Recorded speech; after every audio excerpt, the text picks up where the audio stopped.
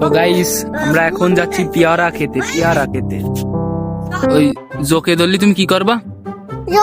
একটা লাঠি করবো, সে দিয়ে একটু মাইরে দেবো, গালা করবে, খাবারের লোভ দেখায় ওরে নিয়ে দেবো, পরে জলে একটু হচ্ছে তুমি নামবা জলে, তারপরে তুমি উঠে তারপরে ঠিক আছে। ঠিক আছে। এখন তোমার অনুভূতি কেমন পেয়ারা খেতে যাওয়া? আমি পেয়ারা খেতে যাব, আমাকে আমার ভাই উঠবে তো সেজন্য আমি বাড়ি এসে ওই আলোকে ওই জ্যোতিকে দেখিয়ে তার খাবো। আমি খাবো, চলো আমরা যাই।